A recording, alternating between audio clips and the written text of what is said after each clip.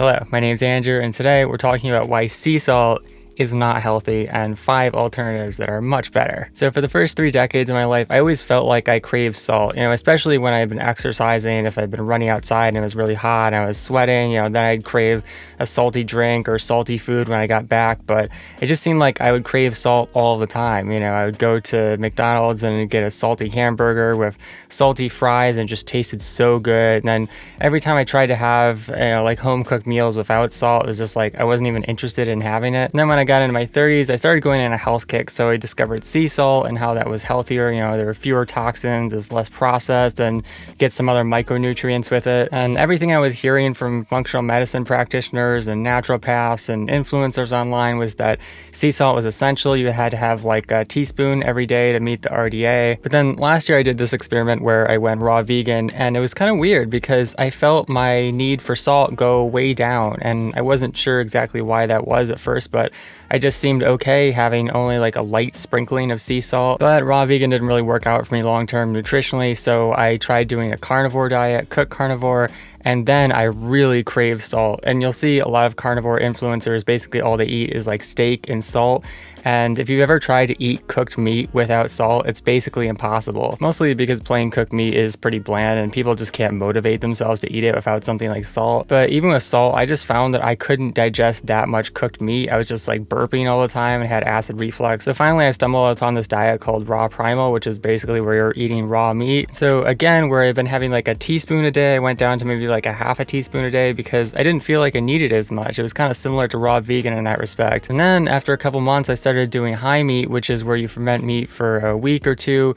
And what I found is that it develops this amazing, rich, salty, sweet, complex flavor. And so I thought, what would happen if I just cut out salt completely? No sea salt, no processed salt, nothing. So one day, cold turkey, I just stopped eating salt. And I don't think that's the best way to go about it. Usually if you're making any health change, you want to do it gradually. But it was really interesting. I just could not perceive a single negative side effect. I didn't even notice that I didn't have it anymore. And at this point, I've been going 2 months without eating salt, and I have not craved it one single time. So I started thinking about salt and sea salt and why this might be and doing some research. And the first thing I came up with that made me start thinking that sea salt might not actually be that healthy is just the fact that it's completely unbalanced. So check this out. I made a list of the most unbalanced foods, and obviously salt is number 1.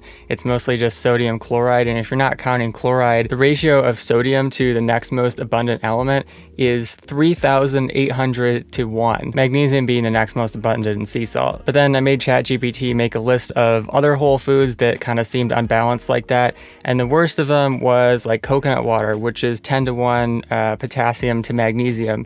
So you're talking about a 10 to 1 difference versus a 3,800 to 1 difference. And so what I mean by this is that when you look at most whole foods, they have a nice balance of lots of different nutrients, but with sea salt, it's like it just has a ton of this one nutrient and almost nothing of anything else. So one of the best alternatives to sea salt is just eating seafood. And it's kind of the same thing because seafood technically contains sea salt, but it's suspended and it's also balanced. So instead of having to like guess how much sea salt you need, you just eat foods that naturally contain it, and they're going to contain a much better balance than just this isolated mineral. Also, I found that eating raw seafood like oysters and salmon is much more satisfying, and I just don't crave salt at all when I have them raw versus cooked. Reason number 2 that sea salt can be unhealthy is that it's an abrasive, so you can actually use it to scrub pans. A lot of traditional methods will recommend this, and I used to notice when I would buy chips, even if they were like healthy chips with lower sodium, my gums would just hurt, they would like burn. And so if you are going to use salt, it's really better to dissolve it in a liquid than it is to kind of like sprinkle it on a dry dish. Obviously water is a good option, and spring water even better. It actually contains some sodium naturally already dissolved in there. But you can also eat raw egg yolks. They contain some sodium, and you could also mix a little bit of extra sea salt in there, ground finely if you want to. But like I said, when I'm eating raw, whether it's meat or vegan, I just don't crave salt at all. Number 3 reason that sea salt can be unhealthy is that it's dehydrating, and literally through osmosis it can pull water out of your cells. And there's kind of 2 scenarios in which this can happen. The first is when you're just eating a lot of sea salt all at one time, it just overloads your body. And the second is when you're not having sea salt with other things. So like if you're just having sea salt in water, it's going to do a lot more damage to your body than when you're eating it with lots of different nutrients that can help balance the effects of sodium. In terms of hydration, a great alternative to sea salt and water is coconut water, especially fresh coconut water, because the interesting thing is that although it doesn't contain as much sodium as like straight sea salt, I found that it satisfies me even more when my electrolytes are low, and it seems to satisfy my salt craving even more than salt itself, which is probably because, like I mentioned, coconut water is a much more balanced food than sea salt and water. And if you get it fresh from a whole coconut, it is just loaded with enzymes and probiotics and things that help you actually absorb and utilize sodium more efficiently, which in my experience so far seems to end up with me needing a lot less sodium than RDA. Number 4 reason that sea salt can be unhealthy is toxins,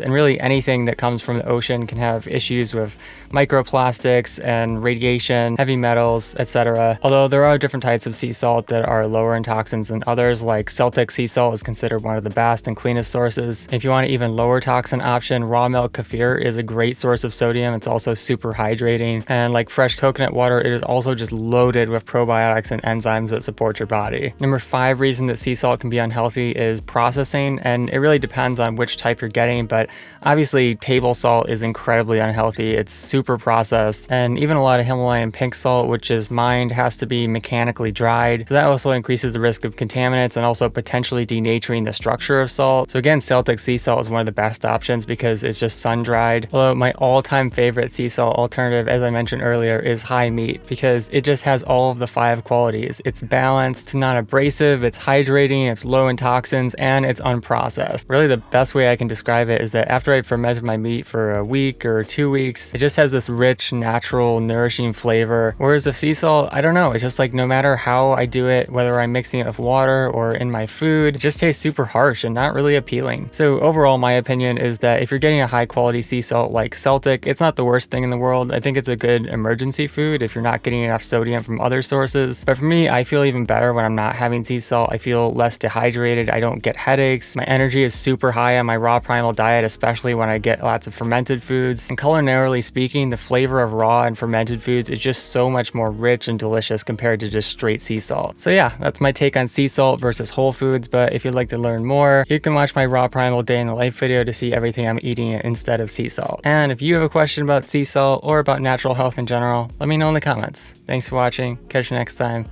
Peace!